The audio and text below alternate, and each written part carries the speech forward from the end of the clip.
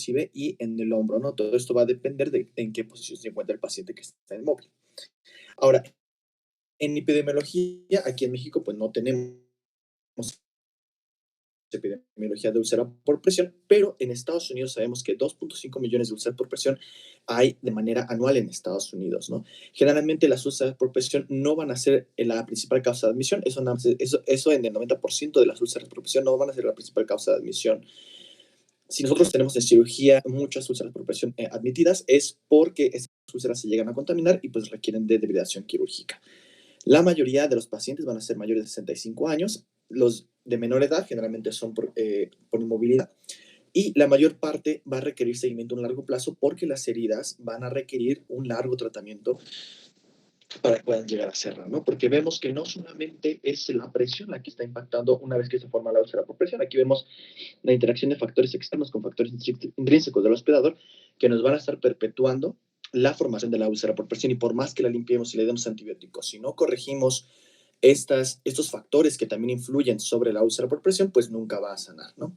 Entonces, tenemos factores intrínsecos, por ejemplo, la diabetes, el tabaquismo, la desnutrición, la inmunosupresión, la enfermedad vascular, la lesión espinal, las contracturas y la inmovilidad prolongada, que si no corregimos ninguno de esos, si tenemos un paciente con úlcera por presión, con herida crónica, que tenemos una diabetes descontrolada, jamás va a sanar esa herida o no va a sanar de manera adecuada. Igual si no tenemos una enfermedad vascular, bueno, en estos casos, por ejemplo, hay muchas veces que la enfermedad vascular es irreversible, de tal forma que el paciente que tenemos con una herida crónica, pues ya no es salvable esa herida crónica y debemos requerir a la amputación. Ahora, otros factores extrínsecos también hay, ¿no? Hay pobre higiene de la piel, que los pacientes estén en asilos, que siempre estén sobre superficies firmes, ¿no? Entonces, vamos a ver, uno pensaría que las úlceras por presión, ¿qué es lo primero que se lesiona? La piel, ¿no? Porque es lo primero que podemos ver. Sin embargo, se ha demostrado que la piel no es la primera ni la más susceptible a los cambios por presión, sino más bien es el músculo y el tejido adiposo los cuales van a ser los más susceptibles a la lesión. Por lo que muchas veces se llega a subestimar la gravedad y la profundidad de la lesión. Entonces, eh, vamos a ver. Ahora, ¿cómo vamos a evaluar una herida, una úlcera por presión? Vamos a evaluarla por su longitud, por su profundidad, por su ancho, por presencia de tractos. Cuando empiezan a rotar y empiezan a ver las heridas, se van a dar cuenta de que pueden haber tractos en las úlceras por presión, ¿no? Vemos que se ve una úlcera, pero metemos el dedo y vemos que tiene unos trayectos alrededor. Esos son los trayectos, los tractos, las conejeras, que muchas veces llamamos. Hay que ver que no tenga tejido necrótico, qué tipo de exudado tiene, si tiene un exudado ceroso, es como agua como con grasitas, es un poco ceroso, pero vemos la purulencia, pues obviamente un exudado purulento, todo el mundo lo reconoce porque aparte huele mal. El tejido de granulación también es importante verlo, y ese tejido de granulación nos está hablando de una herida que va hacia la curación. Entonces, todo esto es lo que deben de hablar siempre que ven una úlcera por presión. Y vamos a ver más adelante que también en las heridas crónicas es generalmente lo que vamos a evaluar.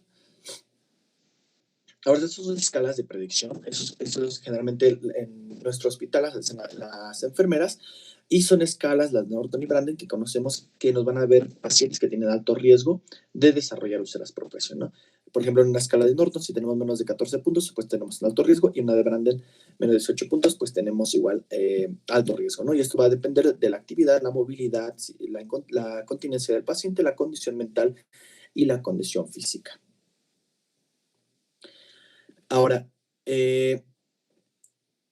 ¿cuándo vamos a decir que una de nuestras úlceras por presión van a estar infectadas? Bueno, no siempre las úlceras por presión nos van a dar cambios sistémicos, no siempre el paciente va a llegar con fiebre, con taquicardia, con hipotensión, con respuesta inflamatoria sistémica, vaya.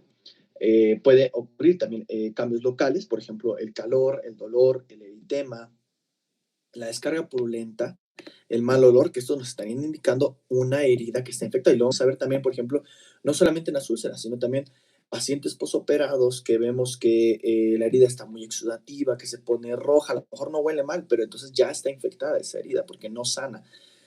Y la falta de cicatrización, ¿no? Vemos una úlcera por presión que la llevamos lavando ya un buen tiempo, semanas, y sigue con la misma longitud, la misma profundidad, seguramente está infectada la herida. Ahora, existe esta escala que es de la NPIAP, que es la National Pressure Injury Advisory Panel, y esta nos va a decir acerca de los estados de las úlceras por presión, ¿no? Vamos a ver más adelante en los dibujos, por ejemplo, una úlcera por presión grado 1, ¿no? Es un área que se pone muy eritematosa, que no es blanqueable, persiste más por más de una hora, hay cambios en la sensación, temperatura o firmeza, los que pueden preceder a la úlcera por presión grado 1, ¿no? Eso nada más es una zona eritematosa que no blanquea. Sigue eritematosa después de dejar de poner la presión. Ahora en estadio 2 vamos a ver que es una pérdida parcial del espesor de la dermis expuesta, ¿no? O también lo vamos a ver que hay pacientes que empiezan a desarrollar ampollas. Una ampolla también puede ser una úlcera por presión grado 2, y lo importante aquí es que estas úlceras por presión grado 2 no van a presentar tejido de granulación porque son muy superficiales, o sea, nada más es la piel, o sea, la dermis es la que está expuesta. No van a presentar tejido esfacelar, vamos a ver más adelante cuál es el tejido esfacelar, ni escaras, y la grasa no es visible. No es importante saber que la grasa no va a ser visible en el grado 2. El grado 3 tenemos una pérdida total de la piel. Hay tejido de granulación, porque no solamente ya está involucrada la piel, ¿no? Hay tejido de granulación por parte del músculo del tejido adiposo. Puede haber aquí ya hay tejido esfacelar. Si tenemos tejido esfacelar, entonces ya es un grado 3. Hay escaras, pero no se ve el músculo, la fascia, el tendón, ligamento, cartílago ni hueso, pero sí vemos el tejido adiposo. El estadio 4, sí se ve el músculo, la fascia, el tendón, el ligamento, el cartílago, hueso. Si hay tejido esfacelar, tejido necrótico. Y en el caso de las no clasificables, van a ser aquellas úlceras en donde vemos que solamente se ve algo negro. Esto va a ser el tejido necrótico que está tapando toda la úlcera y no nos deja ver realmente la profundidad de la úlcera, ¿no? Y un paciente que tiene una, eh, una úlcera de tejidos profundos es cuando vemos un área donde la piel está conservada, porque recordemos que la piel muchas veces es la última en lesionarse. La piel está intacta, pero todos los tejidos demás ya están, agarran un color morado, de tal forma de que sabemos que esos tejidos ya están necróticos. Miren, y en estas imágenes lo vamos a ver. La grado 1, como les había mencionado, está solamente una zona eritematosa. La grado 2, solamente la dermis, no vemos el tejido adiposo. La grado 3, bueno, aquí se ve un poco de tejido adiposo. La grado 4, podemos observar ya el músculo, la fascia, inclusive llegan al hueso. Muchas veces hay que descartar que no tengan osteomielitis. La no clasificable, tenemos, por ejemplo, aquí una escara, tejido necrótico, que pareciera aquí a simple vista que nada más ocupa la dermis, pero una vez que quitamos la escara, vemos que realmente esta herida, que parecía un grado 2, llegó a ser un grado 4. Es una no clasificable. Hasta que no quitemos bien y limpiemos la úlcera, vamos a saber qué tipo de grado es. Y la de tejidos profundos, donde vemos que la piel está intacta, pero se ve unas zonas moradas, ¿no? Pero toda esta parte de aquí ya está comprometida. Y aquí vemos imágenes, ¿no? Ya más reales. Entonces, grado 1, lo comparamos aquí con la imagen de al lado. Grado 2, que sería nada más la dermis. Vean, no se ve mucha diferencia, es como si no hubiéramos hecho un raspón. Grado 3, vemos ya el tejido adiposo. Grado 4, vemos hasta el hueso. El ano clasificable, aquí vemos que tenía una escara, y las de tejidos profundos, ¿no? Vemos aquí, por ejemplo, este tiene, pareciera que es una ampolla, pero ya tiene cambios de coloración más profundos que nos estarían indicando de un paciente que ya tiene una úlcera por presión, probablemente que llega hasta hueso. Ahora, ¿cuáles son las medidas generales de una úlcera por presión? Pues hay que redistribuir la presión, ¿no? No siempre para evitar que se siga perpetuando la lesión, hay que debridar el tejido esfacelar, el tejido necrótico no nos sirve, ¿no? Tejido que no sangra no sirve. Podemos utilizar la terapia de presión negativa, y esto lo van a ir viendo poco a poco conforme vayan rotando en cirugía general, que esto muchas veces nosotros le llamamos el VAC, ¿no? Que así es como se llama la marca de estas esponjas. Estas esponjas es tener una presión constante negativa de tal forma que se está succionando la herida. Bueno, ahorita vemos las ventajas del VAC. Hay que siempre monitorear y documentar el progreso. Como les dije, una herida que no va disminuyendo su tamaño, pues significa que está infectada, ¿no? O que no estamos haciendo las cosas bien. Y el soporte psicosocial de los pacientes, ¿no? Porque no, muchas veces pues, no es fácil para el paciente tener una parte de nuestro cuerpo abierta. Ahora, siempre que hagamos una curación, ustedes que hagan una curación en nuestro servicio, hay que pensar que el paciente le duele. Muchas veces le duele, ¿no? A menos que tenga una neuropatía diabética ya muy fuerte, siempre hay que pensar en el control del dolor de los pacientes, ¿no? Entonces, siempre que hagan una curación, si el paciente empieza a gritar, vamos a darle algún analgésico para controlar el dolor. El control del dolor puede ser intermitente, que es durante la debridación, la cíclica, que es cada que le cambiamos el apósito, a lo mejor no lo debridamos, pero le cambiamos el apósito y le duele. Persistente, que es todo el tiempo, eso ya es más por parte de nosotros en las indicaciones. No opioides para un dolor leve y considerar opioides para un dolor moderado o severo, ¿no? Ahora, tratar las infecciones. O sea, sabemos que todas las úlceras van a estar colonizadas, ¿no? Porque todos nosotros tenemos bacterias en toda la parte de nuestro cuerpo. Pero, ¿qué es lo que no debemos de hacer? Que se haga una sobreinfección o que una sobrepoblación de estas bacterias. Entonces, se debe realizar un diagnóstico clínico y debemos realizar un cultivo e iniciar el tratamiento antibiótico, ¿no? Y en úlceras profundas, como les dije, pues siempre sospechar de la osteomielitis. Hay que optimizar la nutrición. Muchos de los pacientes vienen desnutridos, hay que cumplir las calorías que requieren los pacientes. Y, por ejemplo, la Asociación de Dermatología recomienda una ingesta calórica de al menos 30 kilocalorías por kilogramo de peso y proteínas de 1.5 gramos por kilo día. ¿Cómo vamos a ver si están malnutridos? Pues a través de la albúmina, de la cuenta linfocitaria, de ciertos parámetros zapatométricos que podemos ver si el paciente está en desnutrición. Hay que redistribuir el peso, ¿no? Los pacientes con úlceras por presión no los podemos mantener en la misma posición todo el tiempo, ¿no? Se ha demostrado que pacientes que se movilizan cada 2 a 4 horas es mejor que el paciente que se mantiene en una misma posición, ¿no? Podemos ver, es un poco controversial, pero se pueden utilizar los, los, este, los colchones de presión alterna. Esos colchones de presión alterna que nos van a servir para redistribuir la presión de un paciente que tiene una úlcera por presión. Ahora, el manejo de la herida, pues hay que hacer la desviación del tejido necrótico, de apósitos, hay que cubrirlo con apósitos apropiados, hay que hacer el empaquetamiento de la herida y cubrir la herida.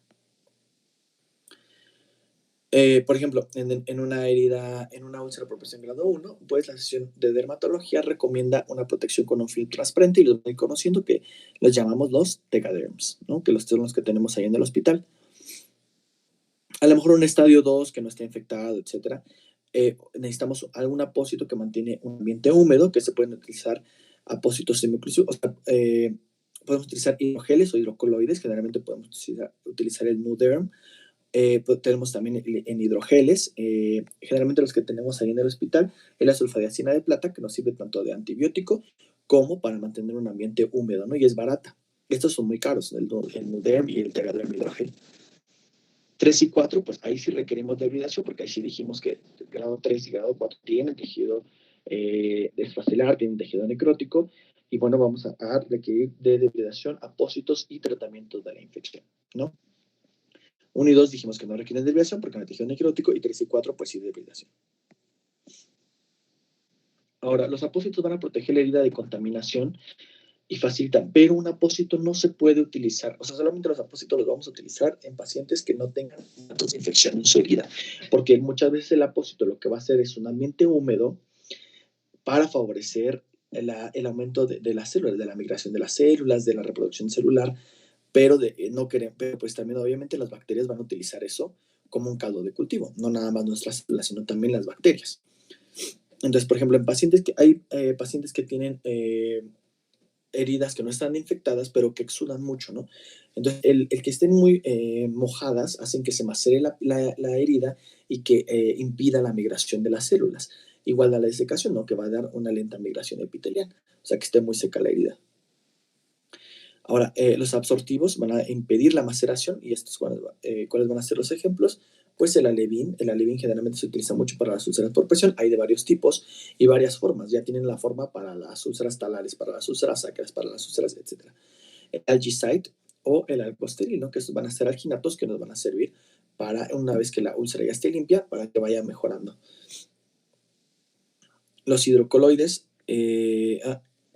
se utilizan para las heridas secas, ¿no? Cuando queremos que es una herida muy seca y queremos darle un poco de humedad para que otra vez pueda tener a una adecuada migración celular, pues podemos utilizar a los hidrocoles, pero hay que tener mucho cuidado con ellos porque, como les dije, se pueden infectar.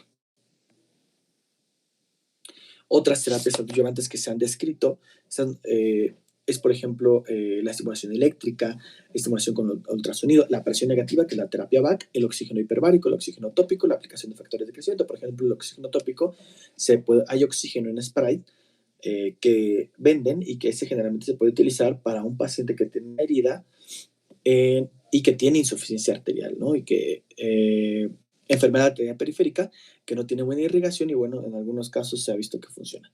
La presión negativa, que es la terapia VAC, la que les dije, ¿cuáles van a ser las ventajas? Es una terapia que está en constante absorción.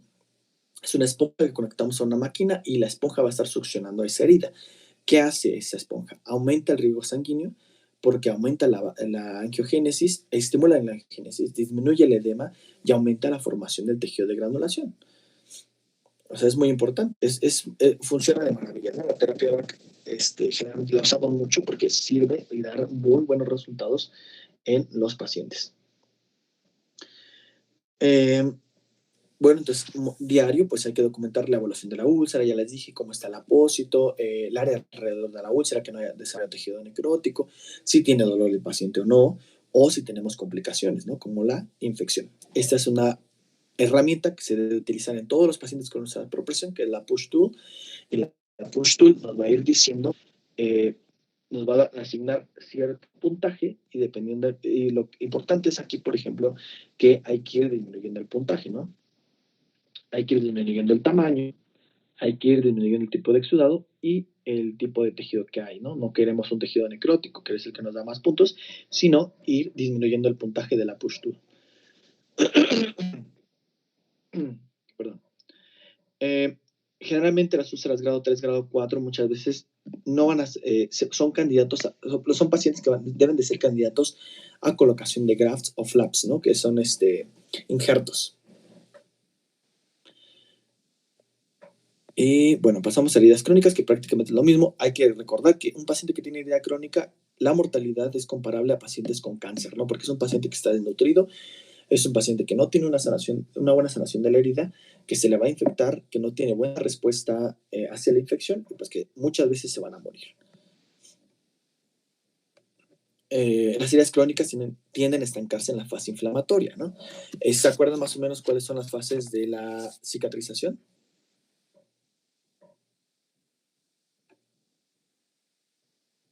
Sí, básicamente son tres fases. Fase inflamatoria o de debridamiento, está la fase proliferativa y de granulación, y finalmente la fase reparadora o epitelizadora. Ajá, muy bien. O sea, la inflamación, la proliferación y la maduración. Entonces, estas se quedan estancadas en la parte inflamatoria. Ni siquiera dejan migrar hacia los queratinocitos, que se empiezan a formar todo este tejido conectivo. Entonces, ¿qué es lo que debemos de hacer? Para mejorar se necesita una herida que esté limpia, que tenga una base con tejido de granulación y que esté libre de infección, ¿no? Para que podamos avanzar hacia las demás fases. Entonces, el objetivo de un apósito es que la herida se va a mantener húmeda, o sea, que tenga cierta humedad, pero pues que tampoco esté ni mojada ni que esté seca, ¿no? Porque ya vimos que mojada hace maceración de la herida y lo seco pues no impide la migración celular. Entonces, así se evalúan las heridas, ¿no? Con el acrónimo TIME, ¿no? Que va a ser Tissue, Infection, Moisture Imbalance y Edge Advancement. Eso es todo lo que vamos a evaluar siempre en una herida, ¿no? En el tejido hay que quitar todo este tejido desvitalizado que se necesita para la curación.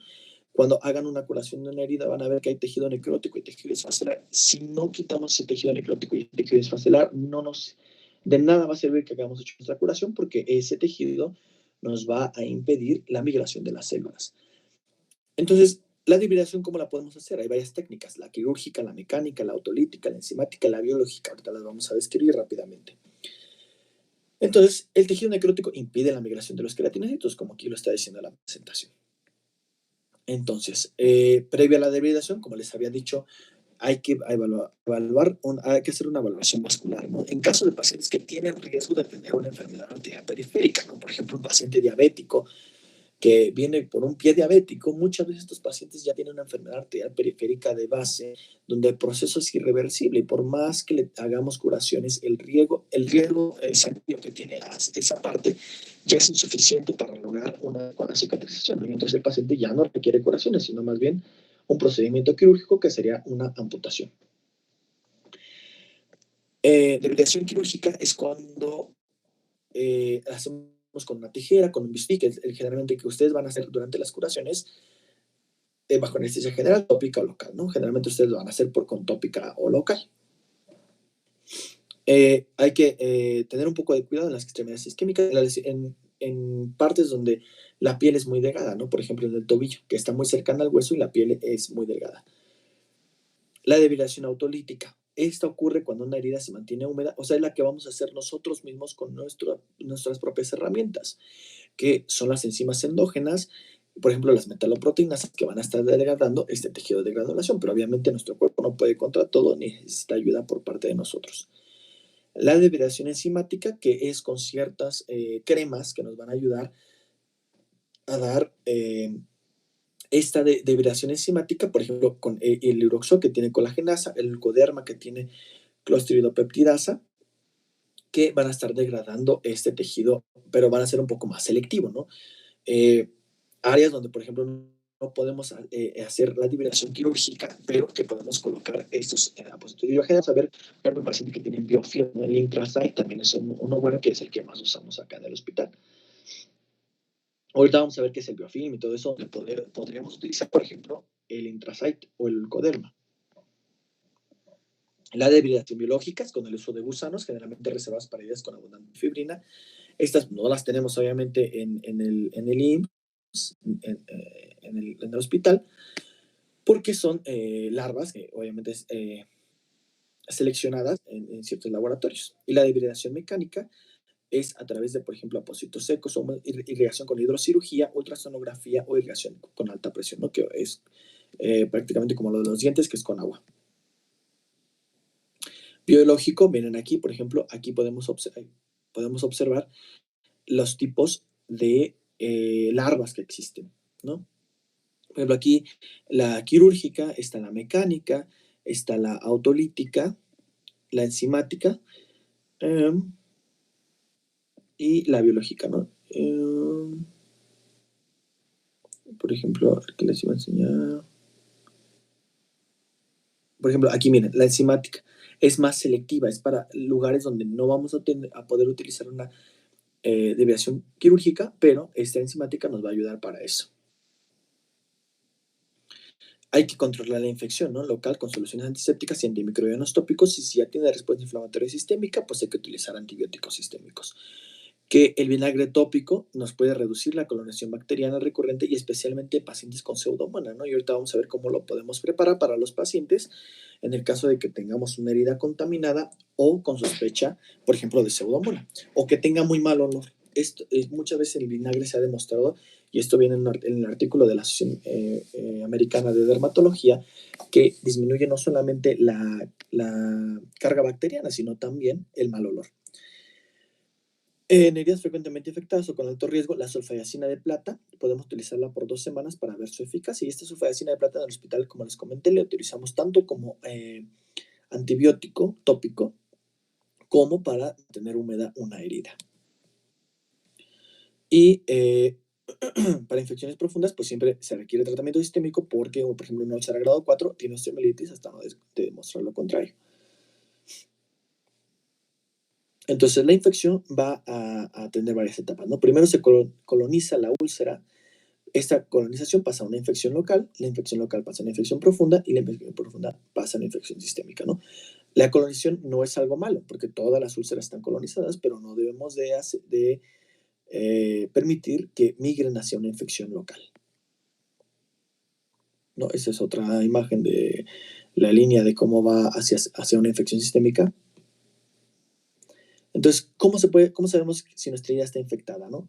Aumenta el exudado, o sea, y lo van a ver, son heridas que se mojan.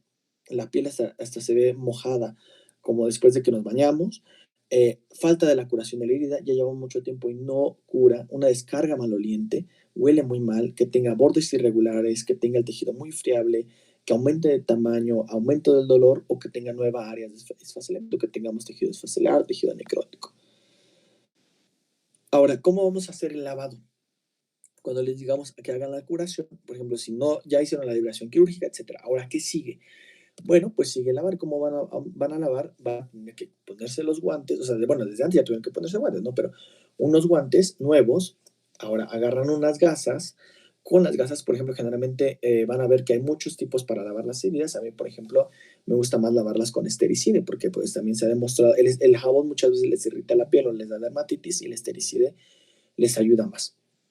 Entonces, mojan estas gasas con estericide, lo que van a hacer es, pues, lavar prácticamente, ¿no? Como si estuvieran lavando algo. Después ya dejan el estericide reposar, por ejemplo, unos 5 minutos para que actúe. Después ya lo retiran del estericide, podemos secar un poquito y colocar, por ejemplo, si queremos la sulfasalina de plata, la colocamos, ¿no? Como dice aquí, no hay que utilizar agua oxigenada porque daña los tejidos, nos forma radicales libres, yodo, povidona porque nos irrita la piel. Y se puede utilizar el vinagre diluido al 0.5%, ¿no? Que inclusive, como dijimos, es antimicrobiano. Entonces, a ver, es una cucharadita de vinagre, lo ponemos en 5 onzas de agua, pero a ver, déjenme checar cuánto eran 5 onzas de agua, que no me acuerdo. 150 mililitros, ¿no? Entonces, una cucharada en 150 mililitros y esto nos va a servir para limpiar la herida, disminuir el mal olor, etc. Agentes antimicrobianos, pues los tópicos se prefieren sobre los sistémicos y si deben ser descontinuados una vez que la herida está limpia, no lo podemos dejar para siempre y hay que dar tratamiento sistémico en infecciones profundas y sistémicas. La plata, que es la sulfasina de plata que dijimos, ¿esto dónde va a actuar? Actúa a nivel de la unión de la membrana celular, interfiere en el transporte de electrones y se une al DNA bacteriano, ¿no? Y esto nos va a servir para las bacterias, incluyendo el MRSA y los hongos, o sea, el SARM, ¿no? Esto nos dice, generalmente, esto del periodo de prueba van a ver que nosotros lo utilizamos más tiempo porque lo utilizamos como para mantener húmeda la herida, pero en sí, si lo vas a utilizar como tratamiento antibiótico tópico, debes de ver si en 2 semanas no mejoró tu herida, entonces no te va a servir la sulfasina de plata como antibiótico tópico. El balance que debe de haber entre la humedad, que es el moisture balance, llamamos la M de time. Un buen balance de humedad promueve la migración queratinocítica, ¿no?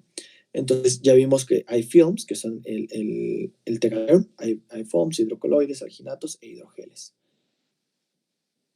Aquí están algunos ejemplos, por ejemplo, de los hidrocoloides, el que más utilizamos nosotros es el duoderm o nuderm, de los alginatos es el algiderm, el algicite. ¿Cuál otro? El hidrogel, el que más utilizamos es el...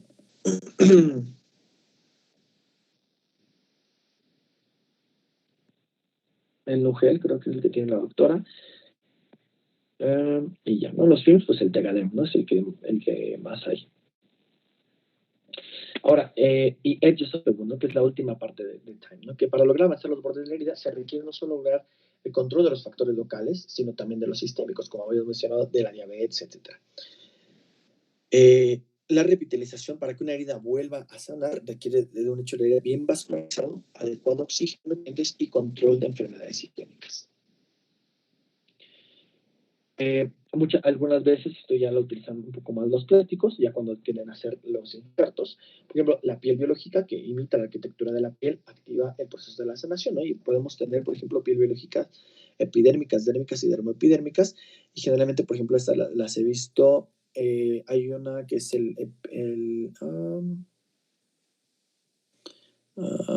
superficial. Se puede utilizar la dermis del puerco en pacientes con quemaduras para mejorar la cicatrización, ¿no? Pero, repito, esto no lo tenemos en el hospital, generalmente lo utiliza ya la otra especialidad de cirugía plástica. Y bueno, ustedes van a decir, estuve hablando todo este tiempo de tejido esfacelar. ¿Qué es el tejido esfacelar? Bueno, este es el tejido esfacelar. Este que vemos aquí es el tejido esfacelar, ¿no? No sé cómo lo hayan conocido anteriormente, pero este es lo que debemos de quitar al momento que tenemos que hacer una curación. ¿Sí ya lo habían visto alguna vez, el tejido esfacelar, o sabían más o menos qué era el tejido esfacelar? Creo que yo lo conocía, doctor, como biofilm bacteriano. Ahorita vamos a ver el biofilm, ¿no? Porque si Ah, quieren ok, ok. un poquito, ahorita no te preocupes. Este es el tejido esfacelar que vamos a tener que quitar con la debridación quirúrgica. Pero siempre que vayan a hacer una curación, no se vayan a confundir con los tendones, que este es un tendón. Si ven, se parecen demasiado, pero ya un poco con la experiencia van a ver que el tendón pues tiene fibras, se ve aperlado, se ve diferente al tejido esfacelar. ¿De acuerdo? Sí. Y este es el tejido necrótico, ¿no? El tejido necrótico que vamos a tener en las heridas. Este también se tiene que quitar, no lo podemos dejar ahí. Y ya en ciertas circunstancias lo dejamos, por ejemplo, en pacientes que están en COVID, que estaban acostados y que aunque le hagamos la curación, por ejemplo, tenemos un paciente que no lo van a movilizar, por ejemplo, en COVID, pacientes que están ahí acostados, que no los van a movilizar porque los movilizan y se desaturan, y que tienen tejido necrótico, más vale tenerlo así, porque sabemos que la herida no se va a infectar, no vamos a revivar los bordes, a quitarlo, ¿no? Pero bueno, eso ya es más de nosotros, ya como servicio de cirugía general, dar esa opinión, ¿no? Pero siempre quitarlo, ¿no? Si vamos a hacer la curación, lo vamos a quitar. La imagen de la izquierda, así se debe ver una herida, con tejido de granulación, ¿no? Esta es una herida que va sanando adecuadamente. Esta es una herida que tiene biofilm. Este es el biofilm, ¿no?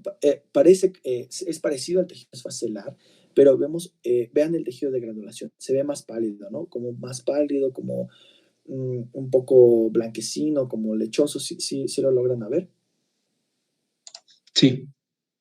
Entonces, por ejemplo, en este caso es el biofilm y donde vamos a utilizar, aquí, por ejemplo, no le podemos hacer una debridación quirúrgica a eso, ¿sí? Entonces, ¿qué es lo que podemos utilizar en este caso? La sulfadiacina de plata. ¿La sulfadiacina? Podemos utilizar la sulfadiacina o qué otro. ¿Cuál otro? O sea, una debridación de qué tipo, por ejemplo. ¿Enzimática? O una debridación, por ejemplo, enzimática, con el Ulcoden, con el Intrasite, que va a ser un poco más selectiva y que nos va a mejorar los bordes de eso. Y también con la sulfadiacina de plata, o sea, si es válido, si no puede servir con la sulfadiacina de plata. Y esta es la terapia VAC. A lo mejor las que fueron hoy ya conocen la terapia VAC, donde, por ejemplo, este paciente es un moñón, ¿no? Es un moñón, seguramente se infectó, tuvo una infección de sitio quirúrgico, que es lo que colocamos a esta esponja va conectada a esta máquina, y esta máquina lo que va a hacer es con cierta presión sostenida, va a ir drenando la herida y, como dije, pues los beneficios del VAC, ¿no? Y en algunos pacientes vamos a tener aptera, pacientes que no se puede cerrar la pared abdominal porque es demasiada la presión intraabdominal que no permite el cierre de la aponeurosis ni de la piel y que van a requerir este sistema. Es una succión continua de todo el abdomen, ¿no? Y pues siempre generalmente a los pacientes con las terapias VAC les va bien. Entonces, por ejemplo, vamos a ver esta herida, ¿no? Esta herida, ¿qué es lo primero que van a hacer? O sea, ya les dije, a ver, voy a hacer la curación del 122, ¿no? ¿Cómo harían? ¿Qué es lo primero que harían?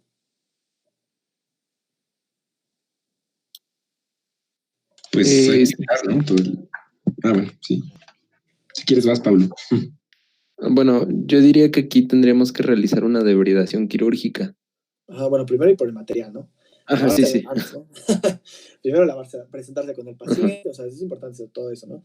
Presentarse con el paciente, lavarse las manos, ir por su material, porque pues no luego están de que, ay, se me olvidó la lidocaína, ay, se me olvidó la gasa, y ay, se me olvidó el estericide, ¿no? Bueno, ya, preparan el material, ¿no? Por ejemplo, ¿qué material podrían utilizar para hacer la curación de este?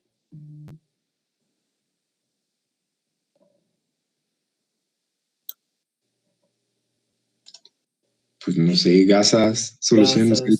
Solución, ¿no? Agua, solución, ¿qué más? ¿Un bisturí se podría? Un bisturí, por ejemplo, ¿no? Si vamos a debridar un bisturí, por eso primero tienen que valorar la herida, ¿no? Un bisturí, ¿qué más? Sería importante mantenerlo húmedo, ¿no? Con apósito de alginato, ¿puede ser? No, porque está infectada la herida. Generalmente cuando el tejido esfacelar nos está indicando que la herida está infectada. Entonces, si le vamos a poner un algilato o una algicide o eso, lo vamos a infectar más. Por ejemplo, ¿con qué lo van a lavar? Podemos usar el estericide o igual podemos Jabón o utilizar microdosing, jabón. Ajá. o clorexidina se puede utilizar también, ¿no? Ujú, ya. Entonces ya tienen su bisturí, sus gasas, su jabón, su agua y ya, ¿no? Entonces, ¿qué es lo primero que vamos a empezar a hacer? Pues a debridar, ¿no? Entonces ya empezamos a debridar, quitamos todo el tejido esfacelar. Generalmente pues nada más te dan la hoja de bisturí, no te van a dar el bisturí completo. Entonces ya con nuestra gasita agarramos una gasa, la vamos a utilizar como pinza para agarrar mejor el tejido esfacelar y a debridar. No los vamos a dejar solos, obviamente. O sea, pero ya cuando veamos que ya sepan, pues ya los dejamos solitos, pero siempre vamos a estar ahí viendo cómo hacen o qué hacen. Entonces, ya, con el bisturí agarren y después, ¿qué haríamos? Ya hicimos la dirección quirúrgica. Doctor, una pregunta. Cuando estamos quitándolo con el bisturí, ese tejido esfacelar sale como si fuera, se sale junto como si fuera una membrana o como un cartón o algo así. O sea, quiero decir, se va quitando por partes o no sé. Ajá, se va quitando por partes porque está adherido, pero se siente, puede ir desde que se siente como moco, como se siente como fibras, ¿cómo te explicaré? ¿Como papel? Bueno, no sé. Ajá, pues sí, punto como papel.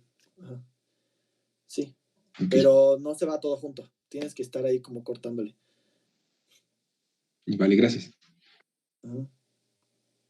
Entonces ya haces ya debridaste, ya quedó todo rojito, ya sangra, ya. Una vez que el tejido sangra es que sirve.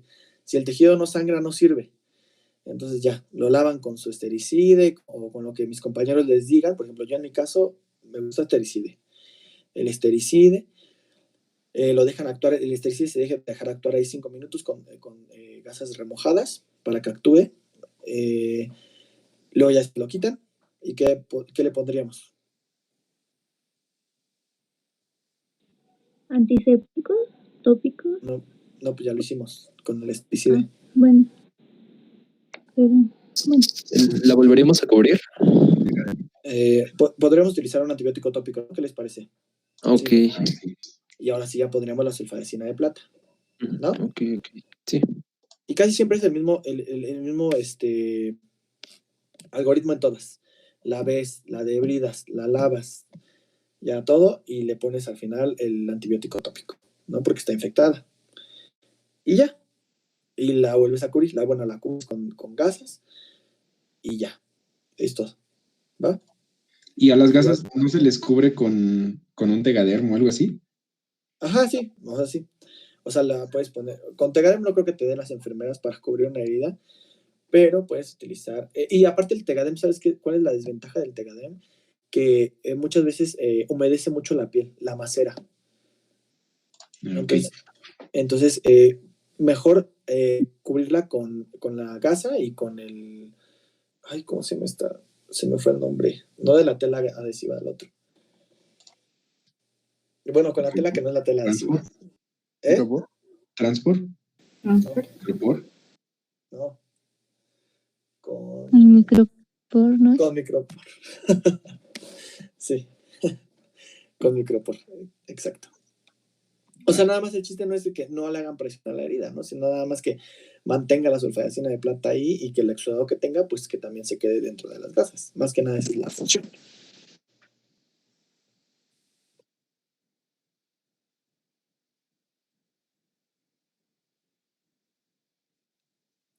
Muy buena pregunta.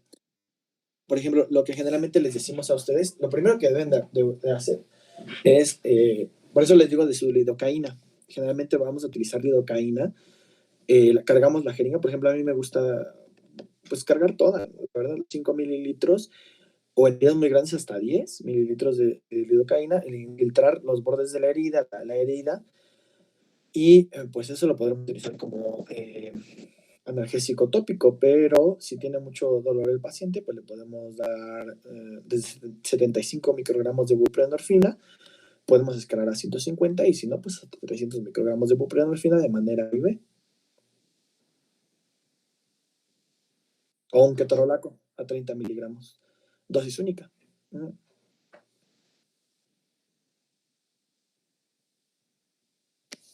¿Tienen alguna pregunta, alguna duda? ¿Algo más que quieran participar? Y aquí tengo otra duda. En el caso de que fueran como úlceras estadio 1, 2, ¿se puede usar el quitosel? El quitosel lo promocionan como la panacea y lo mejor y cicatriza, pero, por ejemplo, no se ha visto en pacientes que tengan una cicatrización queloide que mejore la cicatrización del quitosel. O sea, da lo mismo. Vale, sí, gracias. Yo antes también lo usaba, pero hasta que ya leí que no, pues ya no lo uso. Ok, gracias. ¿Alguna otra duda? Disculpe, Doc, una pregunta. Ajá. En el caso de utilizar antibióticos de forma sistémica, ¿hay algún medicamento, algún antibiótico que ya esté preestablecido o va a ser de acuerdo al cultivo? Podemos utilizar una terapia empírica. Generalmente empezamos con centímetro y obviamente todas las heridas las debemos de cultivar y con base a eso pues ya ir escalando o desescalando el tratamiento. Eso sí se me olvidó mencionarles. Pero bueno, ya les diremos cuando tengamos que cultivar una herida, que vayan por el medio de laboratorio, que aquí el que usan es el medio Stuart, y ya con un hisopo, pues raspamos un poquito la herida y ya, con eso lo cultivamos para que nos digan efectivamente qué sensibilidad o qué tipo de antibiótico sistémico vamos a utilizar. Vale, Doc, gracias. Uh-huh. Doctor, y bueno, ¿dónde iríamos a solicitar, por ejemplo, en dado caso que nos tocara la sulfadiacina de plata o...? Ya está ahí en el piso, o a la jefa de enfermeras. Ok. Uh-huh. ¿Alguna otra pregunta? ¿Duda? ¿Comentario? ¿Algo que hayan escuchado?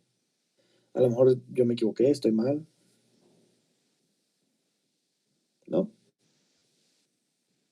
Pues creo que no. Bueno, de mi parte creo que ya no. No, O que hayan muchas leído. gracias. ¿No? Bueno, yo sí tengo una duda, doctor. Yo había leído que, bueno, a veces o hay casos en el que el biofilm bacteriano, bueno, se tiene que debridar el biofilm bacteriano. No sé qué tan cierto sea eso. Ajá, pues lo debridamos, por ejemplo, con la debridación enzimática, en este caso. Ok, Ajá. Porque, por ok, ejemplo, en este caso no valdría mucho la pena hacer la debridación quirúrgica, ok. porque ya hay tejido sano con tejido infectado. Y aparte ya es como muy... o sea, no vas a sacrificar el tejido sano que ya lograste por estas gotitas de biofilm, ¿no? Entonces, ¿qué es lo que vamos a utilizar? Pues una debridación enzimática, por ejemplo, en este caso, que sería el Intrazite, el Glucoderm, etc. Uh-huh. Ok, sí, está bien, doctor. Gracias.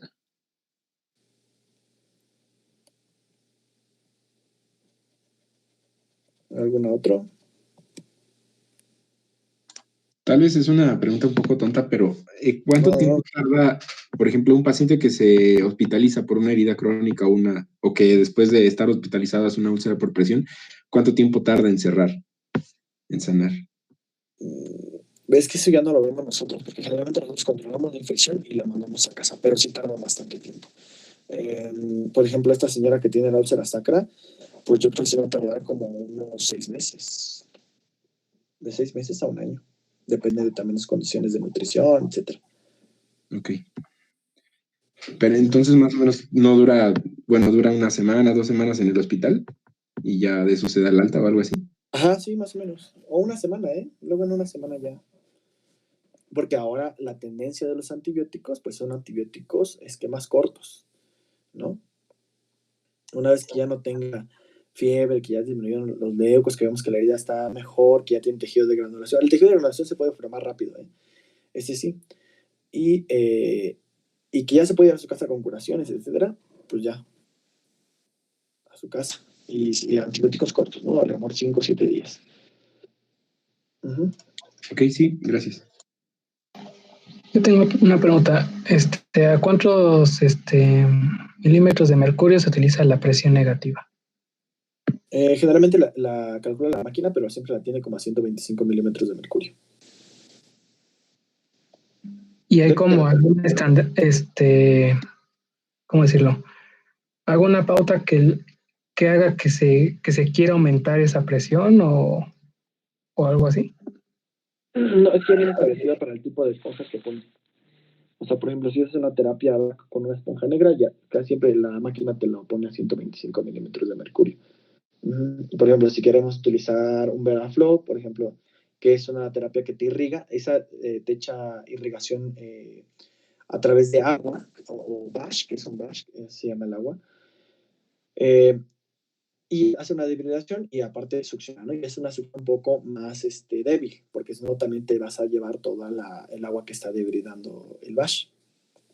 Bueno, todo el BASH te lo llevarías con la succión. Entonces depende del tipo de esponja que coloques en el paciente. Y por ejemplo, el biofilm, podemos utilizar también ese tipo de dehidratación. Si vemos que tiene mucho biofilm, podemos utilizar una dehidratación con el BASH y la terapia VAC. Ok, gracias. Y si es como de base de hacer, no sé, o es como un estándar hacer curaciones cada 4 horas, puede aumentarse a cada 5 o 6. No, las podemos hacer cada día, porque la sulfadecina de plata debemos dejar que actúe. Entonces, generalmente 24 horas debe de estar la sulfadecina, hasta 48 horas la podemos dejar la sulfadecina de plata. Hay otros apósitos, por ejemplo, el apósito de plata, que no puedes descubrir la herida hasta 4 días, porque si no, pues de nada sirve tu apósito, porque es el tiempo que tarda el apósito en dar solución. Por ejemplo, si ponemos sulfadecina de plata y a las 4 horas la quitamos, pues de nada va a servir. Y por ejemplo, en heridas muy sucias, eso sí vale la pena a lo mejor 2 veces al día, pero son heridas que no vamos a poner sulfa, sino que están muy oxidativas y que sí tenemos que estar lavando. Bueno. Pero bueno, depende de cada herida, de cómo la veas y así.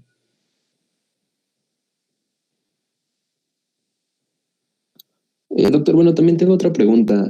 Había leído que más o menos para poder clasificarlo a una herida como una herida crónica, esta herida no tenía que presentar una reducción entre un 20 o un 40% en un plazo de 2 a 4 semanas. No sé qué tan cierto sea.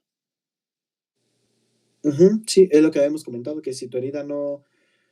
¿O cómo?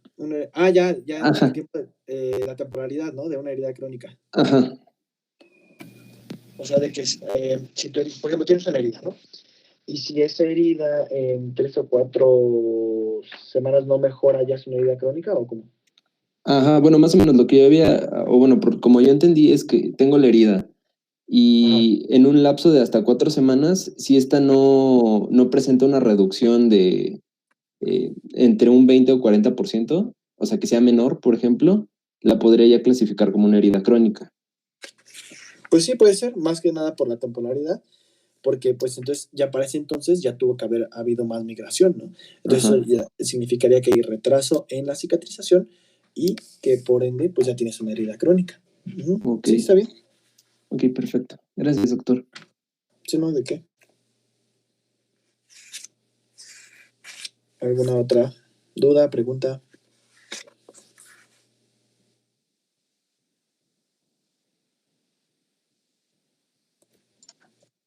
No, que ya no. ¿No? Creo que no. Bueno, pues, bueno, nada más por parte de mis compañeros, así pues sí queríamos hablar, platicar un poquito con ustedes, más que nada con respecto a lo que se puede trabajar en el servicio, ¿no? Muchas veces nosotros estamos muy ocupados, ¿no? ¿Cómo van a aprender? O sea, van a ver, o sea, es padre el internado. Yo, por ejemplo, para mí me gustó mucho el internado. Considero que es una parte importante en la formación, la parte más importante para la formación de un médico, donde realmente empiezas a tener contacto con lo que realmente es la medicina, con los pacientes. A mí me sirvió mucho para madurar dentro de mi formación académica como médico, como persona. Yo creo que, y mucho van a ver que ahora en el internado, antes era de que, bueno, es que el maestro que nos da clase, etcétera. A partir del internado, de aquí en adelante, mucho va a depender, y bueno, esto es lo que les quiero decir, es una plática que queríamos tener con ustedes, ¿no? Que mucho va a depender de cómo los veamos ustedes, o sea, de qué actitud tengan en el hospital. Y van a ver que a partir de ahora siempre va a ser así en la medicina, ¿no? Dependiendo de tu actitud y de ti, de lo que tú quieras aprender, puedes aprender y explotar lo que quieras en el hospital, ¿no? Y yo sé, a lo mejor ustedes van a decir, no, es que nada más hacemos pendientes y sacamos la chamba, etcétera. Bueno, pues ya les llegará su momento, ¿no?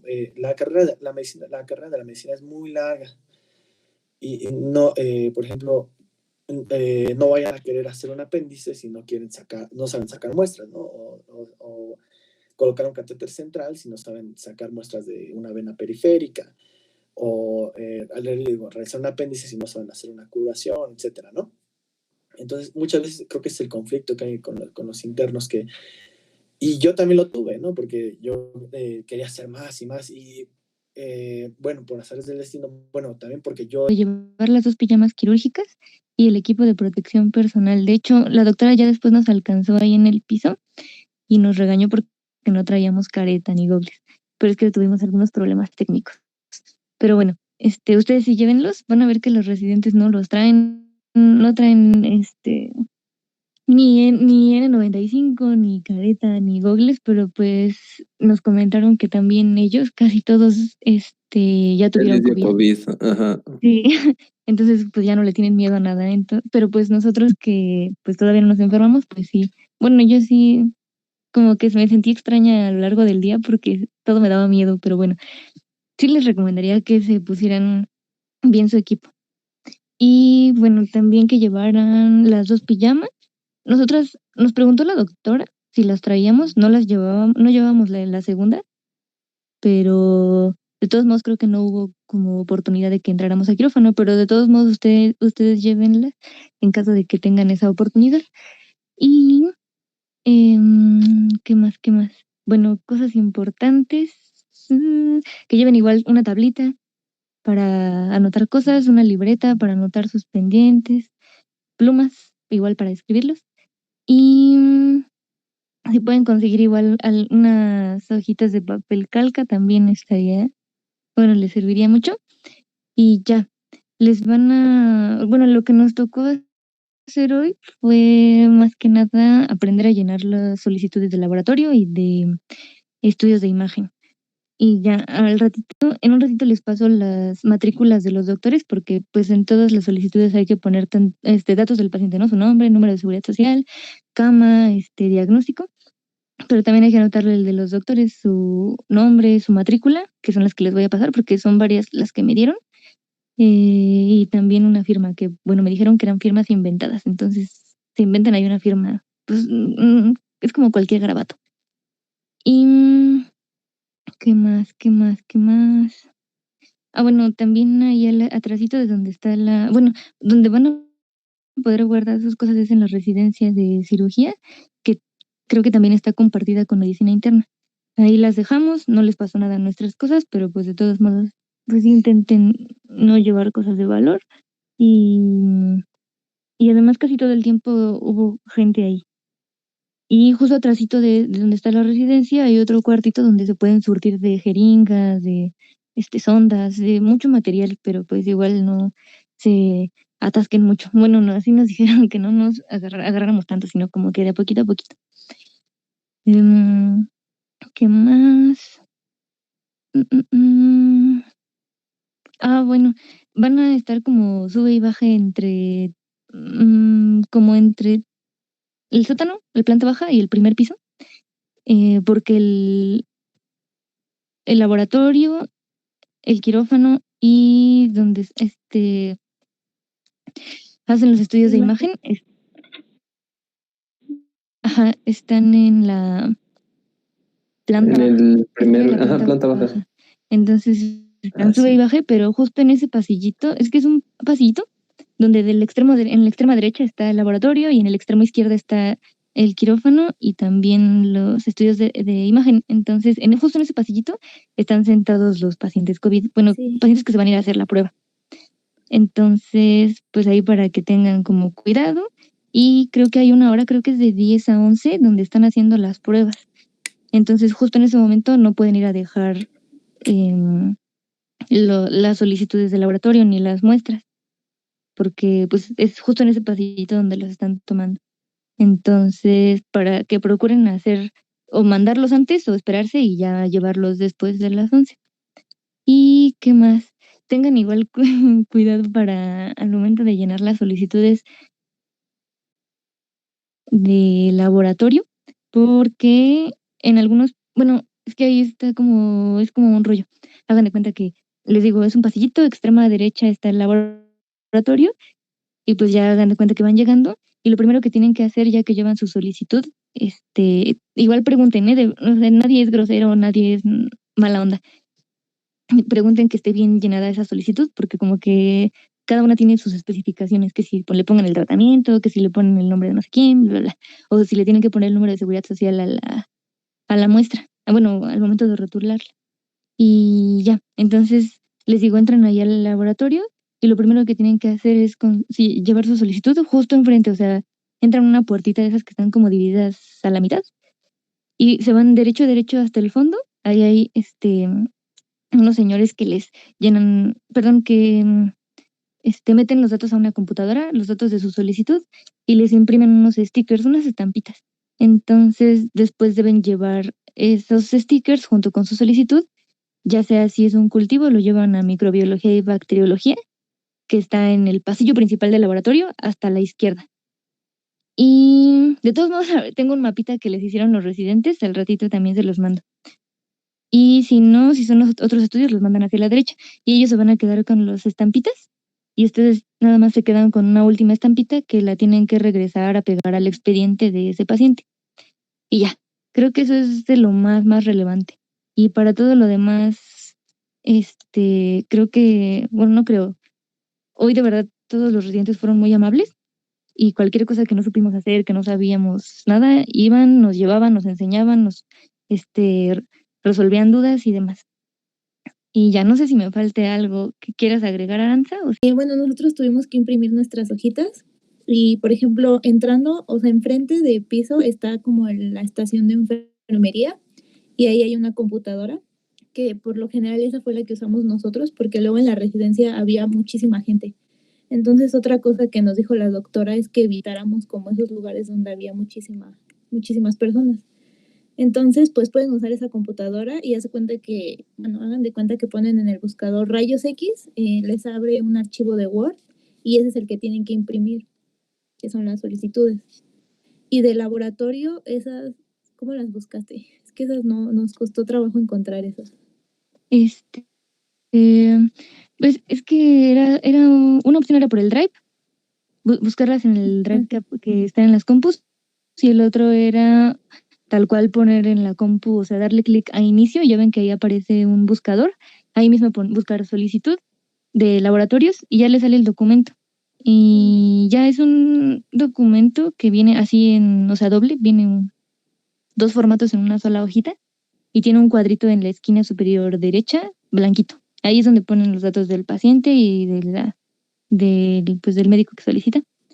Y ya. Esas impriman como 5 y las reparten entre los dos. Ajá. O sea, ténganlas ahí a la mano. Prepararse antes de las cosas. El pase de visita fue como a las 8, pero pues sí, a lo mejor pueden llegar antes o así. De todos modos, no creo que los regañen esta semana ni nada, pero pues conforme pasen los días y así, nos recomendaron procurar ya estar listos desde antes del pase de visita, ya medio conocer a los pacientes, ya llevar nuestras solicitudes. Esto que me comentaron a mí es que, por ejemplo, en rayos X, cuando pides un estudio de imagen, rayos X, solo le avisas a la enfermera que solicitaste, pues, tus rayos X y le muestras la solicitud y la tienes que ir a pegar atrás de la computadora que les digo que está como en la estación de enfermería, hay como un pizarrón. Entonces pegan ahí su solicitud de rayos X y nada más esperan a que el camillero vaya por el paciente. Pero en el caso de que soliciten ultrasonido o TAC, ahí sí tienen que bajar a imagen y pues presentarle al paciente a los doctores. Entonces también yo creo que eso se los explican mañana, pero para que más o menos tengan una idea. Por si les piden un ultrasonido o una TAC, eso sí tienen que bajar a imagen. ¿A usted? El doctor me dijo, vas a presentarlo, pero pues ya cuando bajamos él terminó presentándolo y me dijo, mira, así lo tienes que hacer. Pero la Ah, verdad ok. yo después bajé con el doctor de ultrasonido y él sí es muy buena onda.